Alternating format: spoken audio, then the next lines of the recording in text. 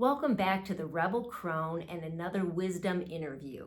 Today I am joined by Dr. Maria Zayas once again, and she's a professor of psychology and does all kinds of wonderful research, has written many papers. She's involved in different institutes in a lot of research and very cutting edge things. And as a longtime friend of mine, I watched her over the years and always been so impressed with her ability to articulate and to look deeply into not only just the meaning of life, but also the construction of our beings and our minds and how they work and connect it to our hearts and all these incredible different aspects. So today we've got another exciting conversation for you all. We have titled it, Are You Willing to Pull Back the Curtain?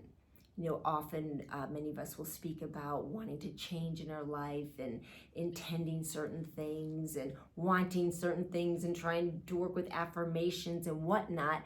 But what really constitutes change, and why do we really need to change? So this is part of the what they say, the How It Works series. So we want to look and really dive into like what's going on with each one of us individually and as a society.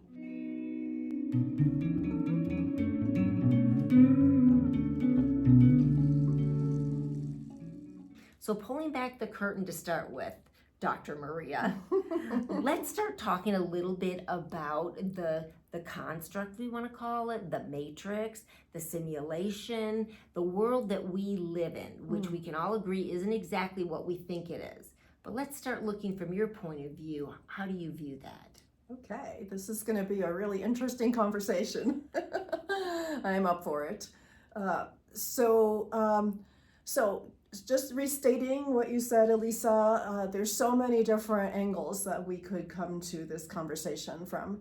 And so here in this next little while, we're going to look at it from the standpoint that moves through me as a scientist, a psychologist, who has an understanding of how things work inside. And a spiritualist, but we're not going to We're not going to talk on the spiritual realm right now, though. So it is hard to avoid.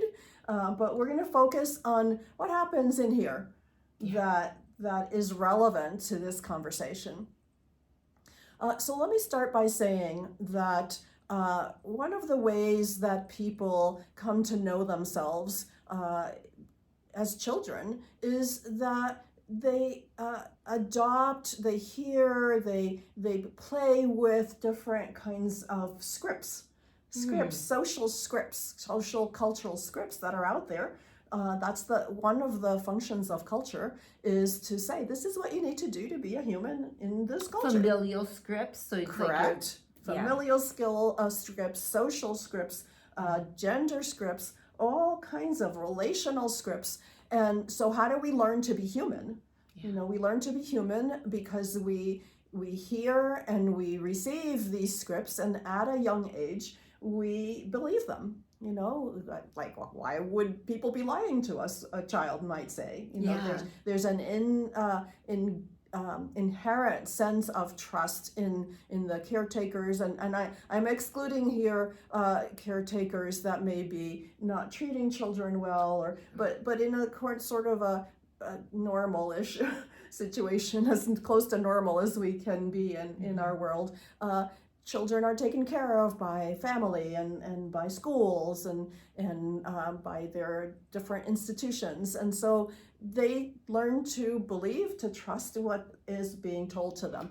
No matter if it's right, we're not saying it's right or wrong. No way to know. They have no way to know. As a child, think of all of yourselves. When you were children, you were 1, 2 years old, you already were being told the scripts. You were being told this is what you need to do in order to be a member of this particular community, whatever the community is, whether it's your family or your church or your school or just name a community, and there are scripts for it.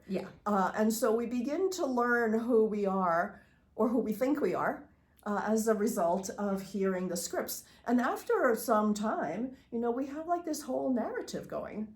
And we don't question it. And that's the challenge. We don't question so much of it. People are starting to question things now. But what Maria is talking about is she's just dialing it way back, that the same things you can we start to see in our patterns right now, like, I don't want to be told this, and I'm not trusting what this authority is saying. I'm not trusting what they're saying.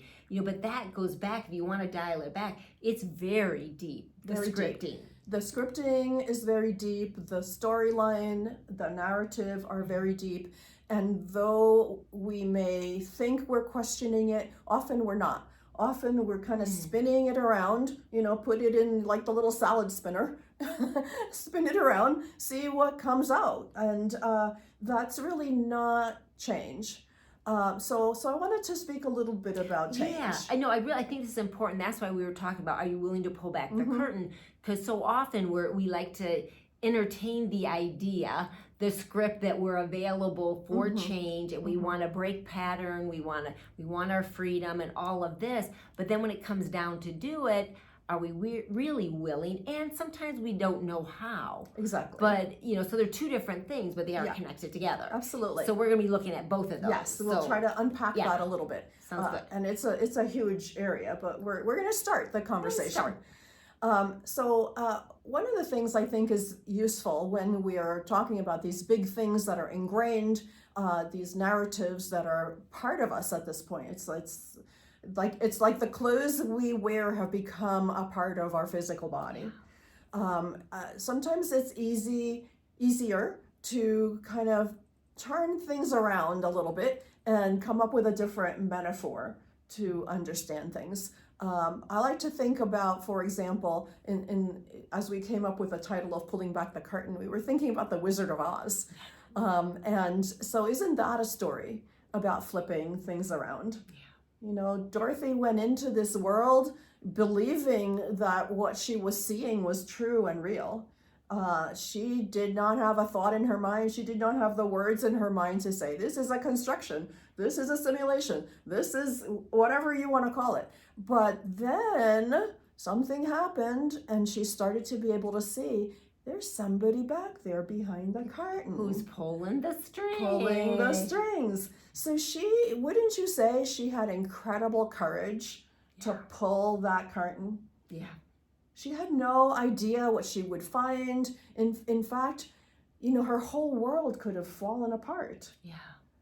And in fact, most likely it does when we pull the curtain back. It really does. Even if it's a world we don't want anymore, it can still be scary to have the world that we know, transform and fall apart and move away. Absolutely. So, yeah. So it takes an act of courage and an act of true connection with our inner selves, our higher selves, however we call these things, a sense of something larger than ourselves, something that transcends our personal self and is a more primal, a more real expression of who we are and what the possibilities are for us to be human, to be ourselves, which we all long for. Like you said, we all long to have that freedom to be who we truly are, to bring forth our true purpose. And we don't want anything controlling it. I mean, as human beings, there's we were talking about the sovereignty of the soul. And the soul is, it's a free will world. It's up to us to choose. And in free will world, that's freedom. It's a freedom to choose. So we forget that we are free to choose what our world look like. I guess that's a little bit of the rub, right? That's the rub. The rub. We get to choose our world, and we wind up choosing the same world over and over again because it's what's ingrained in us. Yeah. And because at a deep physiological level, it becomes difficult to change the familiar. I'll explain a little bit about why that Can is. I give a little tip about how you can recognize if you're afraid to change it? Is when and this is probably going to be very un-PC for all my listeners out there, but work with us, is that when you start finding you're spending most of your time pointing the finger outside of yourself, that it's something else, it's some other power, it's some other entity, some organization, whatever that's controlling you, while there may be all of that doing control. But if you're using that as the excuse that I can't change my world, well, you're disempowering yourself, and that's just not true. Yeah. So that's just a clue that if you're doing a lot of time worrying about, I can't because all this control's happening there, just step back for just a moment and go, remember Dr. Maria was talking about that is just, that's part of a story we've told ourselves. Exactly. So in the spirit of saying, let's kind of flip the story around a little bit, instead of speaking about personal development and, personal choice and freedom and all of that, I was thinking about the field of permaculture. So I don't know how many of you are familiar with permaculture, and it's certainly beyond my scope. I know about You're permaculture. a dabbler. I'm a dabbler. But we get to use our metaphors from dabbling, just to kind of jumpstart our thinking. So the field of permaculture, actually, permaculture is a verb, to permaculture something.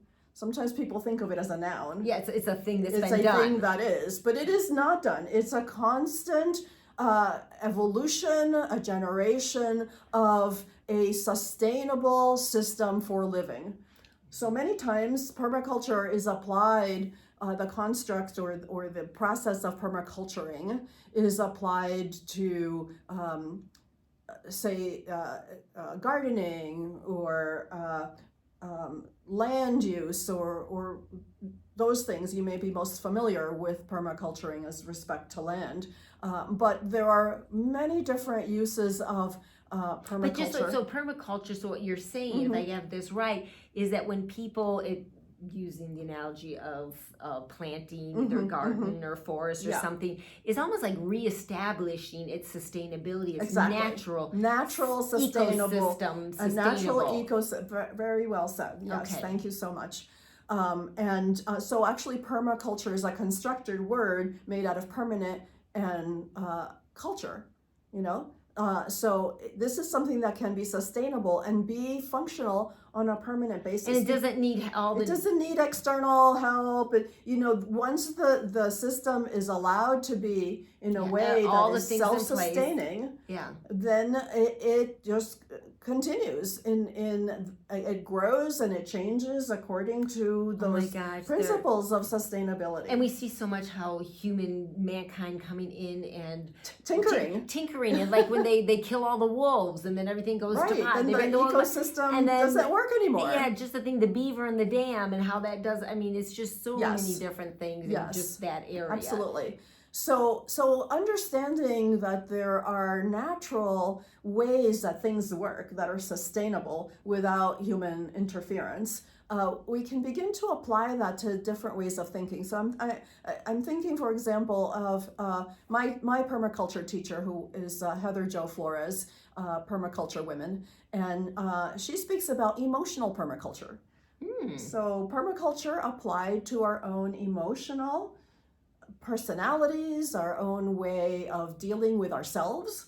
And so when you start thinking about that, it's such an unfamiliar way to think about ourselves that it kind of opens the door for maybe some new thought and new consideration to kind of sneak in there, sneak in through the scripts and the narratives so that we can begin to consider something that we haven't considered before and could be a doorway. Yeah, I love it. Okay, can you explain to us what that would be like? Absolutely. Emotional permaculture. Emotional permaculture. So we're looking at permaculturing ourselves. I like that. How do we let healthy, sustainable ecosystem of ourselves. Vibrant. Exactly. And to begin to recognize some of the things that are maybe interfering with that. So to stay on the colonization, on the permaculture theme, I want to bring up a term some of you may be familiar with, is colonizing. Kind of like Christopher Columbus. Kind of like, taking over the new world. I think my audience is kind of resonating with colonization and a little bit of like what the old agendas. The old agendas, behind all that. The control agendas of large organizations and countries, domination, control, taking over resources for personal gain. So we're very familiar with that in the world. But guess what? We do that to ourselves.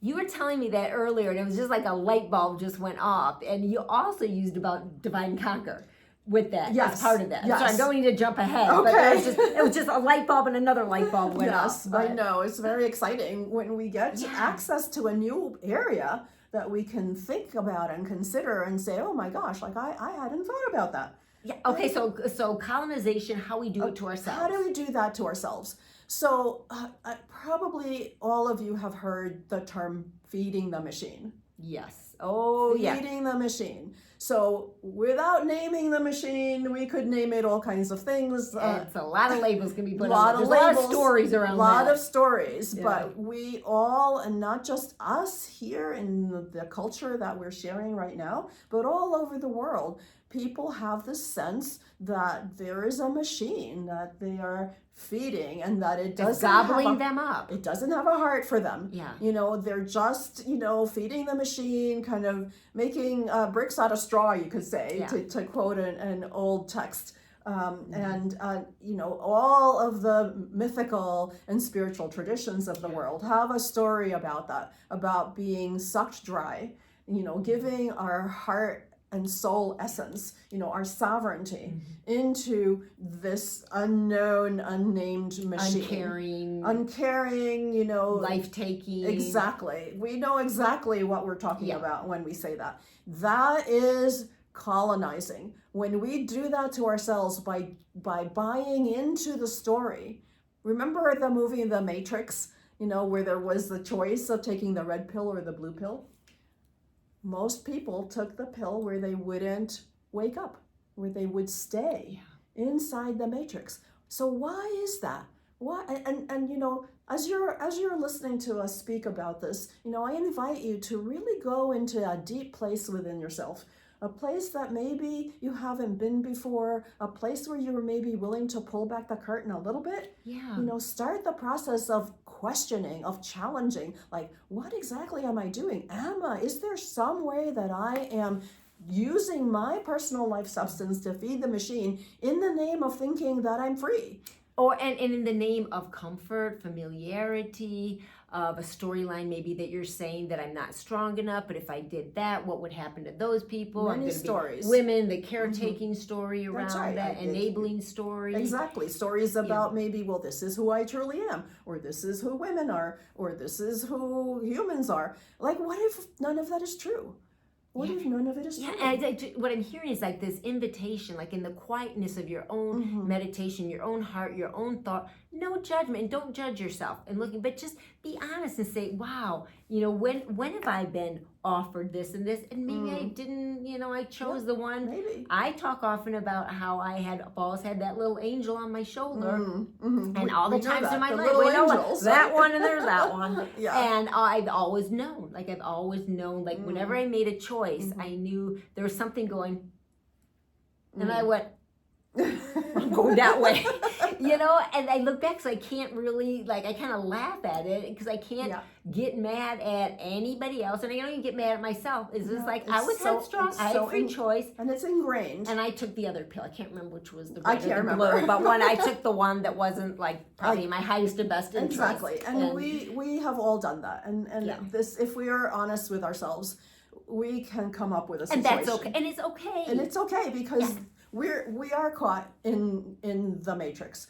We're learning. And we're learning, and we're finding our way out of it. And we want to make sure that we're really finding our way out of it, rather than pretending to find our way out of it. And still being in the control pattern. Spinning in that, the salad spinner, in the paper bag that we get caught in and go round and round. And so many people feel like that nowadays, especially because time seems to be speeding up. The world events that are happening, stuff around us, it really feels like a salad spinner some days. It often does. It often does. And it probably is in many senses. Things are really, momentum is picking up around change. Yes, absolutely. And your analogy or your description of that makes me think about hurricanes. So if you're on the outside of the hurricane, if you've ever been, I used to live on the East Coast. And we lived in Georgia at the same time? Yes, we did. That's where we met. Yes. And there were many hurricanes, way too many. That's why I moved. But if you're on the perimeter of the hurricane, everything is spinning and everything is chaotic and things are being destroyed and you feel like you're being ripped apart. But when the eye of the hurricane comes over, it's perfect stillness. There's a space of stillness in there where you are not touched or influenced by the crazy salad spinner of the hurricane. So how do we get into our own inner space, our core of stillness that allows us to connect to that original, that primal sense of being human, of being ourselves. And that would be the permaculture place. That's the permaculture. When we get there, we let that grow sustainably. We stop immediately the colonizing of giving our pieces and our parts away, because that is what colonizing does. It goes and says, oh, I like that thing, I'm going to take that for myself. I like that thing, I'm going to take that for myself. And pretty soon we start dividing things up. And if we look at the world, are maps natural, you think, to the way the earth functions? Well, and so many of our maps are also like highly susceptible. When we looked at some of the old maps, gives us a vision. It gives us a vision, exactly. World. And maps get changed according to politics, according to wars and conflict, and human design and colonizing. The Americas, did not have states when Christopher Columbus colonized the Americas. Now we have all these little lines. Yeah, but you fly over it and it's the strangest thing. You look down, there are no lines. No lines. And there are no lines and divisions within us. Everything in us works together beautifully if we let it. If we start to cut it up and we say, well, my mind says this and my heart says that and my body wants this and, I need this much money. And, suddenly we have colonized ourselves for the purposes of working inside of that machine. And because this is the divide and conquer thing, the art of war, that is just a perfect analogy. And that when we were talking earlier really struck me, because I always looked at the colonization from larger entities of how you go in from a war to a country to whatever. How am I going to go in and conquer? Right. And it's like getting that little wedge in there. And from that wedge, you get one wedge in to start to divide, and that's all you need. And you're in. Boom, you're in. And you can start dividing and conquering. Right. And you said about spinning around, but we do that to ourselves. We do that to ourselves. And that to me was really like, a light bulb went off. Yes. So I want to go from there into like how things work. Yeah. So what's going on inside our brains and our minds that actually makes this possible, allows it to happen, but yet we have a way to sidestep that, to go into the truth, into that central place of connection with our higher selves. And so I want to talk a little bit about the way the brain works. Yeah. So the brain is a fascinating organ. In another talk we spoke about the heart and the brain, but right now I just want to focus on the brain. So the brain is known to be a pattern recognition device.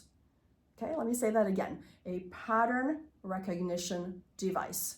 That means that this is the brain's job is to keep us alive, right? So imagine this, it's scanning the environment, and it can't take everything in all the time. So it looks at patterns. And it says, so does that look like it did 30 seconds ago? Is the pattern the same or is it disturbed? Think about yourselves walking along your street. You're going for your walk and you say the same walk. Something's different. Right. So this is a survival mechanism. We are very thankful to our brain for being able to keep us alive and to see, is there a deviation from something somewhere that I need to pay attention to? Is there some kind of danger? If there's no danger, okay, good. You keep going with your walk. So it's a pattern of potentially avoidance if there's danger, but it's also a pattern of attraction too. Because I was thinking about pattern recognition when we're talking with people and how oftentimes like we're only listening to hear the patterns we recognize as it relates to ourselves. We are drawn to the things that are familiar patterns. Yeah. And we are repelled from things that are unfamiliar patterns. And we're always trying to correlate it back to me. So when you're talking, it's like, oh, but how does that relate to me? Oh, I'll tell you a story about me because I had that happen. So it's like we're drawn to familiar patterns of comfort. And we wind up with people that are sort of have the same way of thinking that we do. Which can be beneficial or not. This is where we have to start to examine deeper into that process. So the brain is made to note what's different, what has changed from the last time we did a scan. And to the brain, change is very upsetting.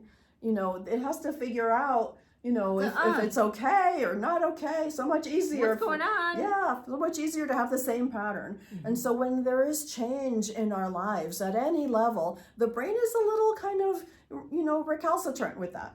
It's like, are you really sure you want to change? Because all these bad things could happen. Yeah, we've got this down. We've got this down. Yeah. I know what we we're know doing. this. We Just know this. listen to me. We're gonna, I'm taking you on the road. And yes, the brain is taking us on the familiar road as a form of preservation for our lives. Which is, just to kind of use some different language around for a lot of my listeners, that would be like a reality tunnel. That people, it's something that's a familiarity, or you can think of it a rut, but it's just it's the brain, a concept, and it's just you're going down, and how and that's not helping us. It's not helping us. It's the old stories, part of That's the old right. stories, the old colonization of It's the colonization of, let's go down this little road. And in order to go down this little road, we may have to give a piece of ourselves. Yeah, that's okay, because it's familiar. It's a little piece, and it's familiar. It's comfortable. I got a car, and I got a house, right. maybe, and I'm okay. That's right. So it's not going to cost me anything to, or is this the Faust, right? To give a little piece of your flesh. Just this tiny little piece, thing. Right? Before you know it, we've given away so many. An arm, a leg. Yeah, metaphorically speaking, we can give ourselves away. And all in the name of preserving this familiar thing that we kind of can dress up and make it look like it's different. It's a different day. We wear a different shirt. It's all new. It's a new day. And in fact, it's not a new day, because we keep repeating. It's the same old day. The same day. Groundhog Day. It's Groundhog Day. Yeah. It's Groundhog Day with the same narrative, dressed up a little different. And so to really understand this, is so important, because it gives us the clues to begin to exit from this. Once we understand this is the way the brain works in order to keep us safe, then we now have a choice. And it's that we take away the weight of judgment on it. Exactly. That like we a don't bad need to do anything. And you're struggling with it. Just understand how it works. Understanding something always gives us another level of choice about it. It gives us, more consciousness about it. If things are subconscious, if things are rote and routine, we don't get that much choice. So we just kind of keep doing the story over and over again, like Groundhog Day. And even Groundhog Day, Bill Murray figured it out. Eventually. It was hard, but he did. He did. And we can. If Bill Murray can do it, we can do it. We can do it. God dang it. So there's a way that we can begin to allow for this natural repatterning, this permaculturing to occur within us. And there has to be, at a certain point in time, we can't avoid the whole topic of spirituality and our higher self, because there has to be like this leap of faith that we take at some point to say, I know there's something different here. I know that I can see that I might be tricking myself. But there is, I feel it. I feel that there is something different. What do I need to do in order to let that come out? There's something outside the construct. You want to be your higher self. Outside the construct. Whatever you want to call Absolutely. it. But there is something outside of it that is better. And we have to be, well, let's say, without saying better or worse, let's say it's more true to who we are. True. I like that. It is the possibility of being in our sovereign selves. Yeah. That is within us. We all know this. We all know that there is there is some kind of a power within us. That's right. There's like this, it's not, there's a potential. There's a potential, there's an energy, there's a sense of purpose that is innate within us. Sometimes we feel stymied with respect to bringing that purpose forth.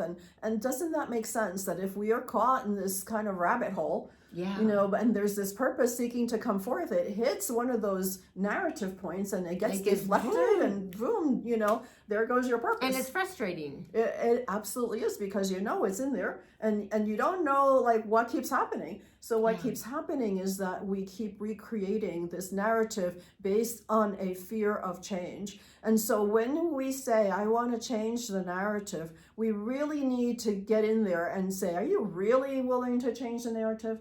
Are you really willing to pull back the curtain? Because it's going to be a whole different dimension. Like Dorothy says, we're not in Kansas anymore. Yeah. We're not in Kansas. And are we willing to not be in Kansas, to be in a new world that feels completely unfamiliar to us? So we can start to train for that.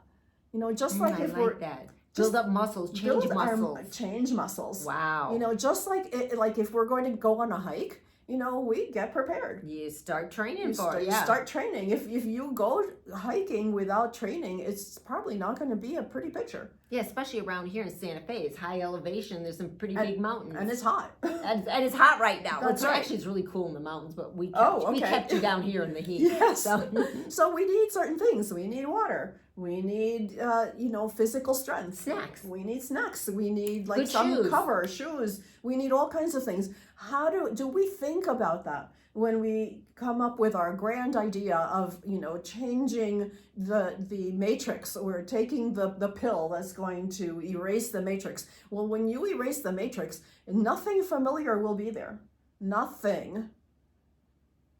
So we have to train from the standpoint of that inner higher self, not from the standpoint of the story, that says, well, what kind of hiking shoes am I going to get? And, what kind of power bar am I going to get? Old stories not going to bring new results. Old stories do not bring new results. Mm-hmm. So how do we prepare to truly manage change? And so I'm going to use another analogy from my field of psychology, and it's the analogy of addiction. So addiction, very simply put, is that we become dependent on something in order to make us feel good. So in that way, we can say we are addicted to all kinds of things, and it isn't, just substances. It isn't just the big mind-altering ones. No. It's our ideas, it's our narratives, it's our relationships, it's our woe is me stories. Our stories, our worries, all of that. We are addicted to these things. They have formed who we are. We have come to believe that they are necessary for our survival. We're comfortable with them. Anybody know a worrier? A worrier often is very happy with their worrying. That is what they do, and if you said stop worrying right now, they wouldn't know what to do. They wouldn't know what to do. It would be avoid, but you can't I always look at things like, you want to let go of something, you have to know what you're letting go to. You have to have that process and train so that there's a place to go to. So yes and no, because if we're going to a whole new dimension and we don't know what it looks like, we can't know where we're going, right? So there's where the leap of faith comes in, that there is a place, that there is this wisdom of this permacultured self that is sustainable, that is true, that is sovereign. And so to begin to train ourselves to be familiar with that, there are different steps that we each can identify and take. We can, for example, take a moment in each of our days, if you journal or you meditate, or whatever form of self-awareness you practice, you can take a moment, you're invited to take a moment, let's say, to go in there and say, if none of this were true, how would I feel, and how would I cope with seeing something different? How would I come to trust the guidance of my internal mechanism, rather than the guidance of the map? And all of those external stories that we've been told about how you survive. How do you truly survive? How do you get in touch with the wisdom of your higher self, of your sovereign self? We have to start visiting that sovereign self. We have to start looking in or up, or, wherever you find that sovereign self to be. We have to look there. We need to become familiar with that self. We have to develop a relationship. We need to develop a relationship, and it needs to be a relationship of love. Yes. You know, how wonderful that we have this sovereign self. Yeah, I would say love, and then the next step I would say would be honor. Love and honor. Honoring that. Yes. So if you do have that vision, you have your higher self is showing you something, you have to trust it's going to show you things that you can do. Yes. You know, it's within your reach. It's not going to show you something that's way out there, but it's going to, it may push you. You have to trust, okay, and then honor that vision and move with it. And I have to say that as a woman, the older I've gotten in my intuition, that I've learned to really honor that and hone it. And Absolutely. it's a spectacular thing nowadays. It really does take us there to intuition. I'm moving on that path. Yes. It feels so great, you know, because I have a trust that I know all is well. And I'm doing what I'm supposed to be doing. And there's nothing, that's a piece of heart, a peace of mind and peace of heart that is priceless. Absolutely. And it is the spiritual path. It is the same spiritual path for anyone on this planet.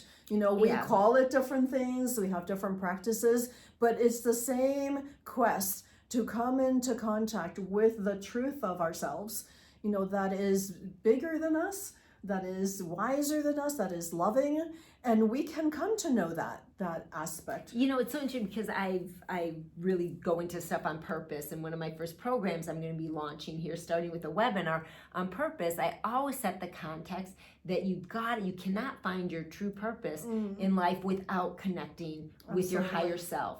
You know, with that, or sovereign self, however you want to call it, but that's where it comes from, because that's where the blueprint or the pattern, that's where the permaculture is. Permaculture is so you have to have that connection. You have to start honoring that soul speak, or whatever you want, that language that is communication with that part of yourself. You have to learn that language.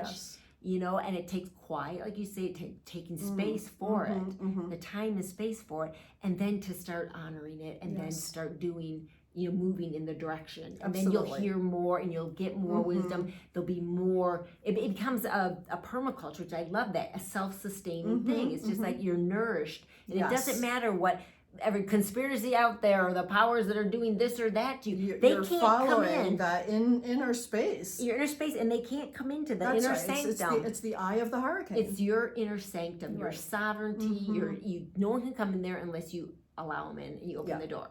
You know. Yeah, that's beautiful, Elisa. Thank you. Thank you. And then that is, you know, our spiritual viewpoint. And really, you know, they say the world is holofractographic. So that's a big word. It's a holographic, fractographic. It really is saying that any aspect of life is the same in the smaller and the larger. You know, our cells work that way. You see pictures of like the cells in the inner. That's right. It looks like the universe. It looks like the universe. It's the whole. So everything is one. And when we speak at the spiritual level, we know that that's true at every other level. It's true at the mental level of our thoughts and our mental constructions. When we, in psychology, we speak, and there are many different ways of looking at the way that the human psyche works and our human behavior. But one way that it really is consistent with what we're saying is that there are different aspects to us. You know, and you know, there's sort of like a conductor, and then there's the, like, you know, the drums and the strings and the wind instruments. But the conductor has the responsibility and the honor of saying, okay, we're all like one big symphony here. And I'm going to show you all how to work together. Work together so we make beautiful music. And that is our true music. That is our true narrative, rather than this narrative of colonization that we buy into from birth. We don't even know it. So we get to a certain point in life where we are like, no, we're not doing this anymore. And then we need to be open to that new symphony, to the true symphony of who we are, and find those ways into the spaces that resonate for us with truth, and to meet the fear of change.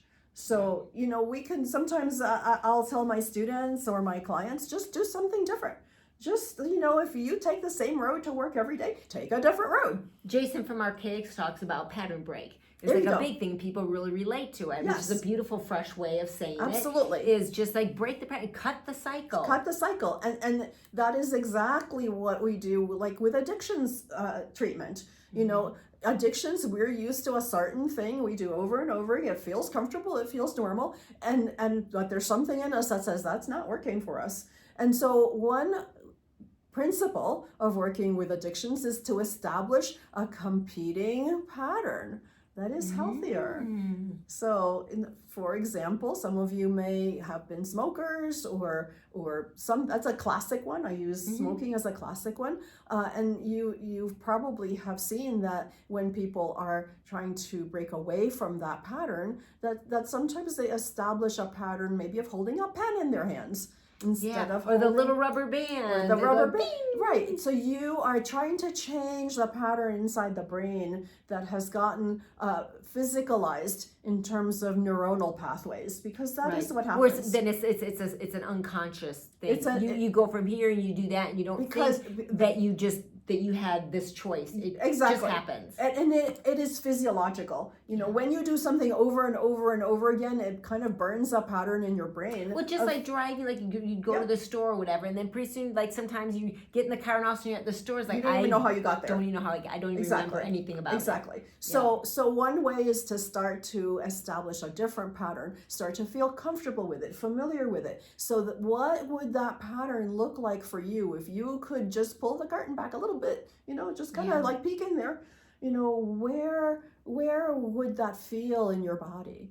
You know, what kind of thought or feeling might you have? Sometimes you just have to like imagine it, because you don't know. I was just going to go there. It's just like, because I'm a highly creative person and I do a lot of work with my imagination.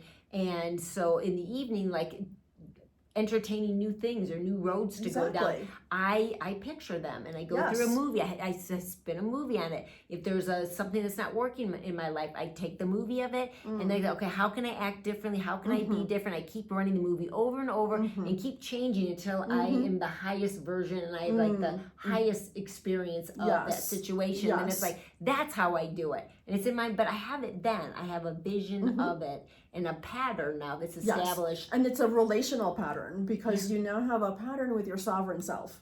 You know, so this is the pattern of love and honor that we were speaking of. This is the true pattern. But I know what to do, so it's a roadmap. So I have a vision. A real roadmap. A real, because I know what to do then. When this circumstance happens, I have chosen, because I worked it out in my mind. I pictured it, and so I know that I'm going to do that instead of that.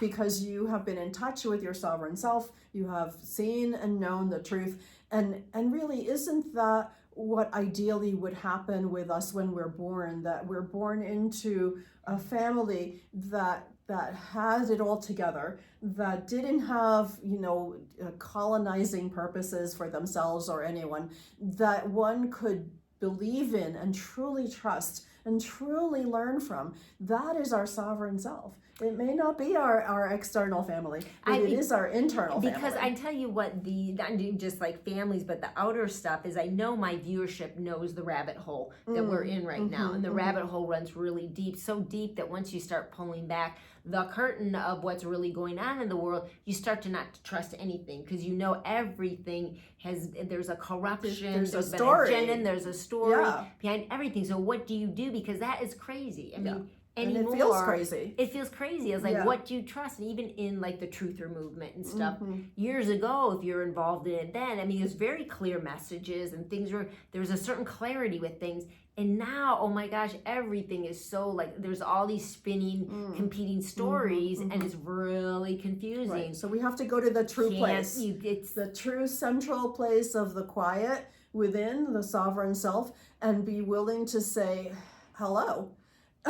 You can, not that you can't entertain or look at those things, but have that place, and then from there, poke your head out and look in, listening, and then it's just kind of interesting, and I can know what I want to adapt in as like, well, that resonates or that doesn't with me. Then you have more choice, higher level of choice, with a more sustainable inner pattern than that imposed pattern. So there's a lot of room here to experiment, to play with, to challenge yourself with, if you so choose, and to take the risks of saying, what happens if I do something completely different? Yeah. You know, I think we're longing for that. I think are. people are longing for something different in all levels of living. Absolutely. It's just so not working. There's just not much working nowadays when we look around us. It's pretty crazy. But it starts, this is the good news, is that it starts within each one of us. Like we're not going to go rearrange. You were saying earlier about rearranging the furniture on the deck of the Titanic. You know, it's like when you go and I'm going to try to change all this stuff out there. It's still that ship. It's still going down. That ship going down no matter where the furniture was. That furniture was. You got to get on a different ship. Exactly. That's the only thing of that. Yes. So that's the good news with it. Because you can do that. Yeah. You have the strength. You may have to build your muscles up with it, but you can do it. And you know, I think those muscles can build really quickly. Yeah, absolutely. Especially nowadays. I feel like that the powers, there's certain There's so many people that are doing really willing to let the truth be the real truth, not, you know, the story truth, but the truth of the sovereign being be revealed. And there's power in numbers. There's power in shared coherence around these things. It's a very, very exciting possibility. And you know, Dorothy made it. She got back to Kansas. She got back to Kansas, but Kansas was different. It was different. It was different. She saw everybody differently. She did. She had the loving relationship with her aunt and, you know, Auntie M, and it was a different world for her. That is what happens when we pull back the curtain. The externals may look very similar, but we're different. But they may be the same objects or people, but we see it differently. And that's like that's a different reality. Yeah, I love it. I think that's a natural wrap up. I agree. Great. Well, I hope this gives you some a little enlightenment, a little something new to entertain, some ideas, and also some really specific steps about how to change your world, how to step out of your matrix, how to step out of, you know, the ruts that we've created for ourselves and really walk into a reality that's more suited for each of us. And I don't know what yours looks like. You know, that's not my responsibility. Mine is mine. And, you know, if we each take on that responsibility and move into those places, that's how the world changes. And, you know, that's just like, that's the good news. I mean, it's not as hard. I mean, if you think we're going to change a world by moving stuff around, it's impossible. What it is, it's really impossible because it's so complex and it's just a hornet's nest of... It's the old paradigm. It's the old paradigm. It's just, it's got to move away and go away. How does it go away? Listen to this conversation again. I'm going to listen to it again because I think it was really rich and deep with so many things. We covered a lot. And I appreciate you so much, Maria. Thank you for sharing your wisdom with us. My pleasure. I'm always enriched by your company. And very sweet. Thank you for letting me share you with everybody. And thank you for offering this to the world. Such a gift, the Rebel Crone. Oh, thank you very much. Okay, everybody, as always, peace from within.